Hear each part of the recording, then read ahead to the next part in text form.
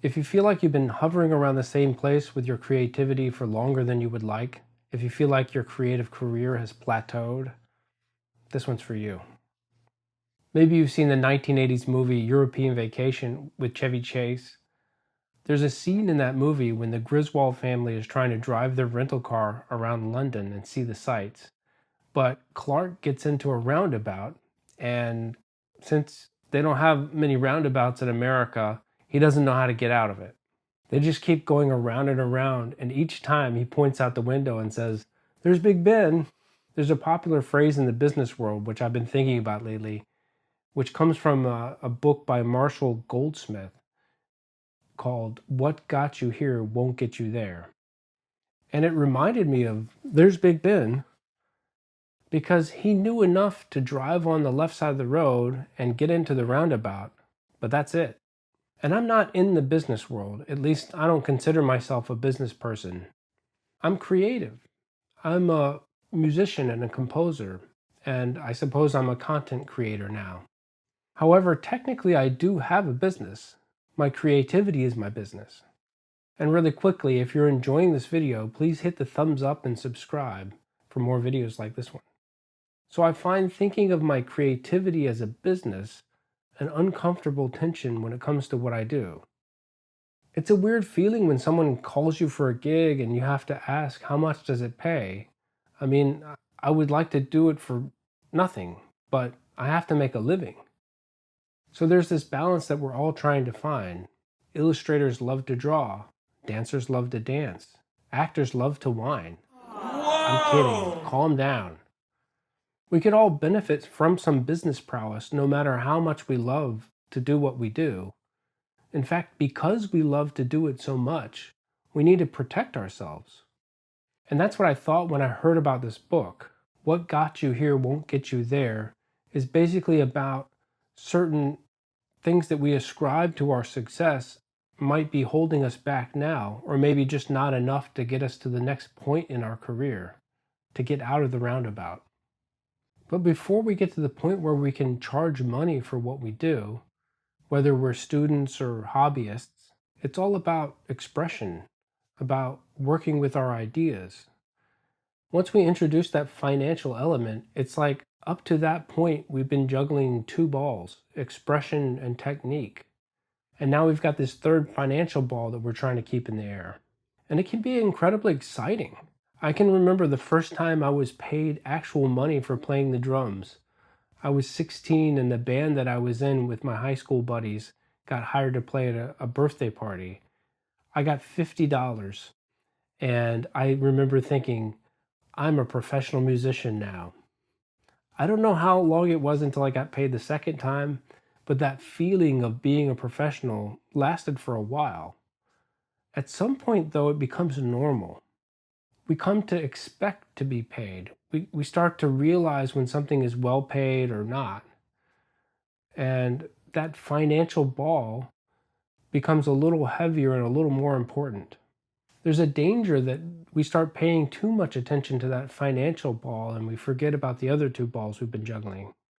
However, if we don't take care of the financial side of things, if we undervalue ourselves or accept someone else's idea of how much we're worth, it can be hard to make a living at it. Keeping that third ball in the air is allowing us to juggle the rest. I heard an interview recently with the Swedish artist Louise Stiegel, where she's talking about how being good at the financial side of things actually allows you more time and more freedom to focus on creativity. So ironically, if you're bad at it or if you avoid it, you end up with less time to create than you would if you didn't. So, okay, I'm thinking about all this, and like I said at the beginning, I don't consider myself a business person, and I'm not trying to be an example for anyone. The reality is that I need to tend to that side of things to ensure that I have the time and freedom to do my own thing creatively. What got you here won't get you there begs the question, where is there?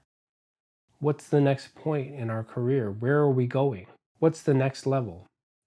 And maybe there isn't one. Maybe we're content with where we are, and that's great.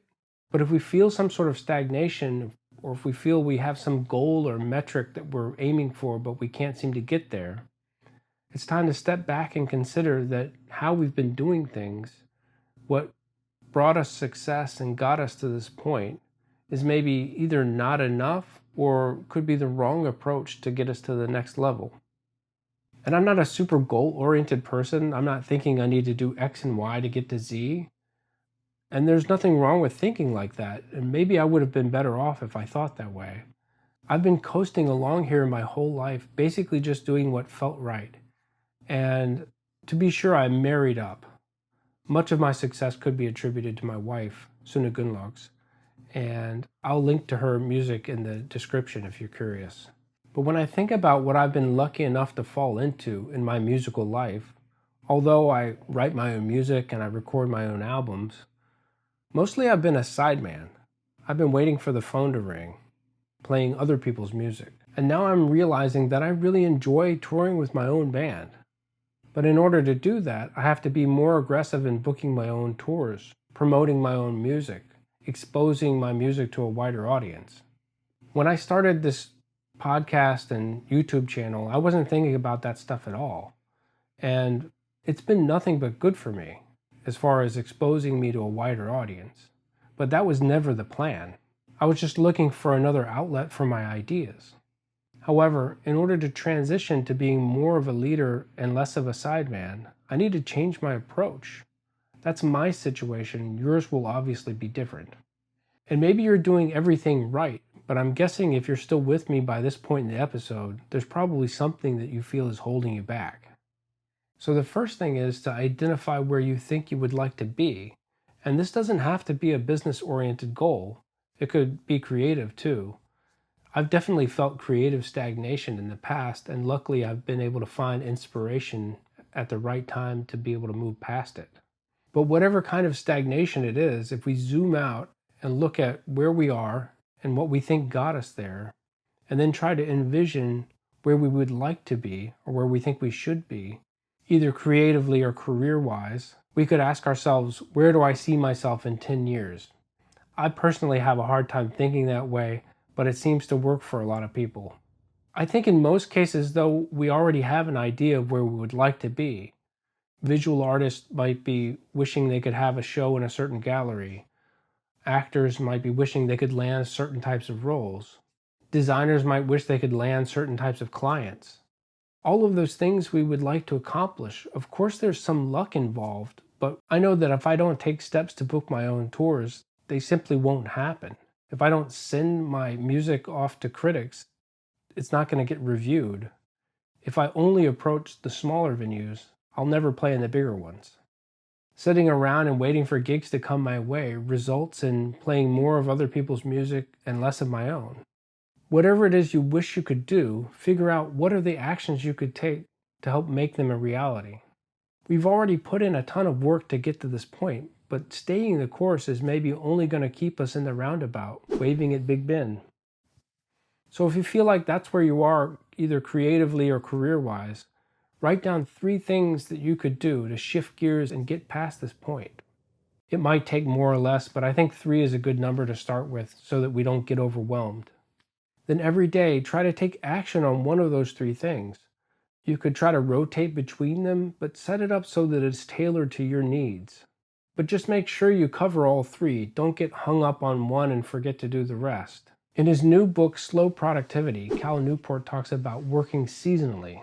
That could be a great way to think about dividing up our actions to get to the next level. Instead of feeling like we have to do everything at the same time, all the time, think about breaking things down into seasons. So certain times of the year we focus on different aspects of our process or our careers.